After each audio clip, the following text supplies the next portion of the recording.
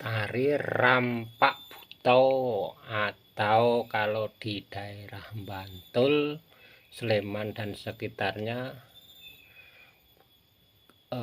tarian gedruk atau buto gedruk ya. Oke teman-teman, untuk kali ini sedikit saya berbagi pengetahuan ya tentang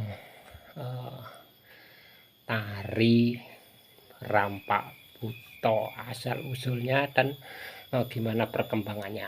Salam budaya, lestari budayaku, jaya Indonesiaku. Oke, ketemu lagi ya dengan Le Besur ya, yang memproduksi Jaran Kepang. Tapi untuk kali ini bukan saya bikin video dari pembuatan Jaran Kepang ya, tapi kan sedikit mau berbagi tentang Rampak Buto atau kalau di sini di Bantul, Sleman dan sekitarnya namanya gedruk, buto gedruk. Oke, lanjut. Mungkin teman-teman yang ada yang baru menemukan channel saya ya, channel yang sangat sederhana sekali, sangat sederhana dan masih bertema sekitar kesenian ya, kesenian jatilan, kesenian tradisional. Kembali Rampak Gedruk. Rampak Gedruk asal mulanya ya, sepengetahuan saya ya, Rampak Gedruk itu berasal dari lereng Merapi ya, daerah Magelang sana, lereng Gunung Merapi. Dari menurut cerita ini dari artikel yang pernah saya baca, itu memang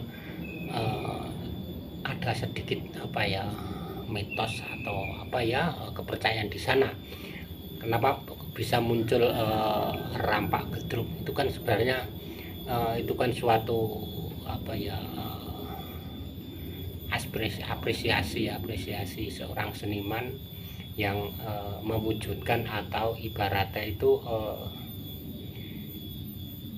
ekspresinya dia dengan adanya ulah-ulah orang-orang yang tak bertanggung jawab ya. Sebenarnya setelah saya baca dari berbagai macam artikel, itu intinya gini loh, itu kan sebenarnya suatu kemarahan ya, kemarahan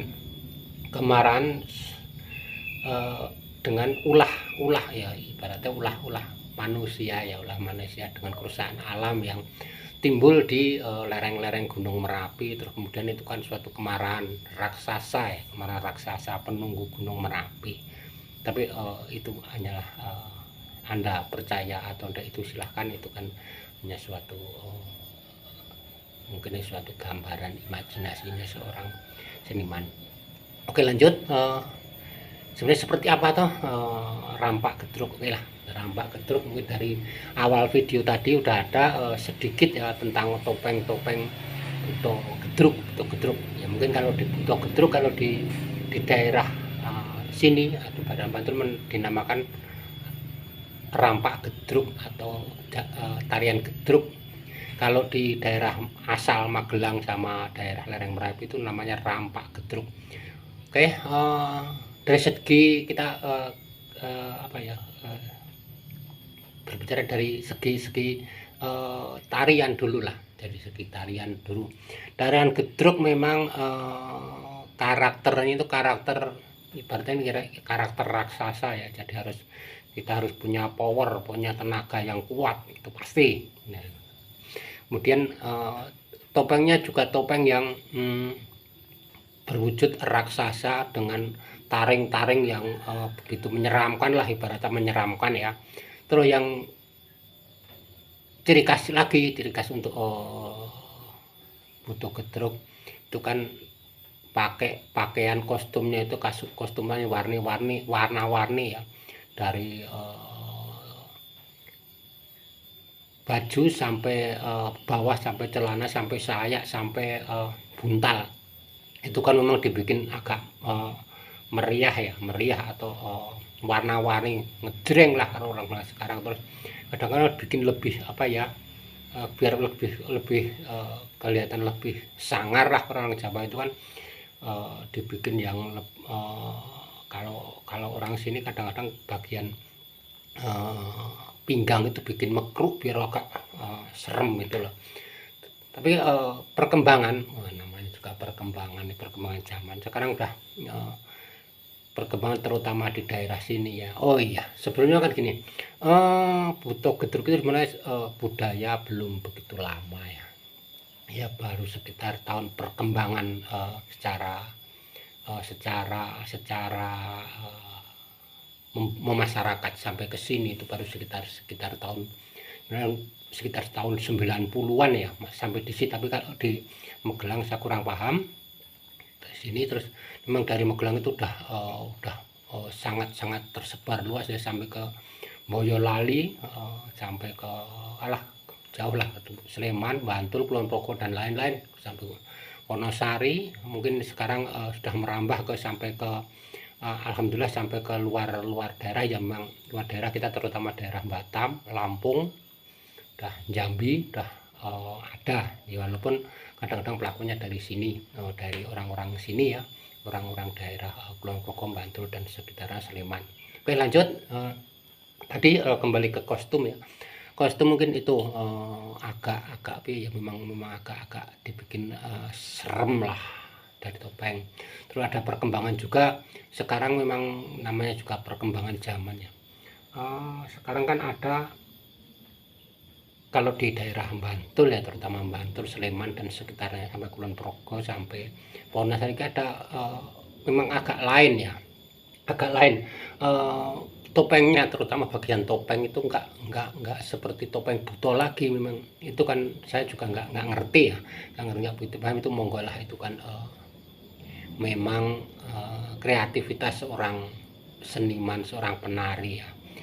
Tapi saya udah masuknya itu saya malah cenderung ke karakter ya. Kadang-kadang ada karakter ya, topeng karakter macam-macam ya, itu kan hak anda monggo silahkan. Yang kedua, kembali ke kostum lagi. Memang Buto Gedruk itu harus memerlukan suatu power yang tinggi, keras ya, fisik yang kuat ya. Memang dulu saya pernah mantan ya mantannya juga pernah ada, nanti ada itu video saya yang di awal tadi, topeng-topeng yang saya pakai yang bagian bawah itu yang dari Buto harimau itu, Buto macan, sama yang atas yang Buto singa putih tadi ya.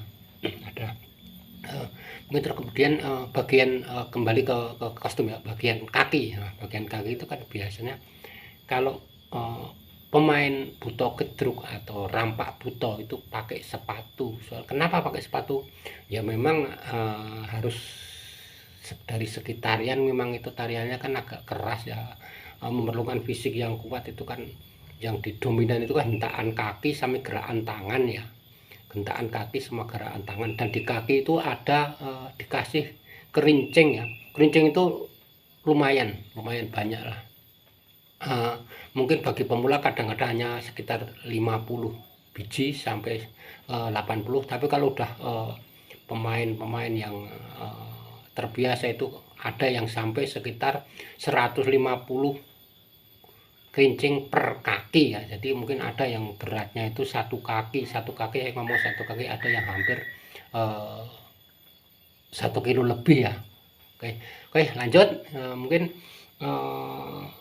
kemudian apalagi ya, dari segi musik ya, memang untuk musik setelah saya pahami, saya membaca artikel di berbagai sumber ya, untuk musik dari rampak Buto atau rampak Gedruk itu memang nggak punya musik yang khas ya, tapi kan hampir sama dengan yang ada di musik jadilan kreasi ya. Saya maksud kreasi ya, bukan tradisional, bukan klasik ya, tapi tarinya juga tari kreasi. Oke.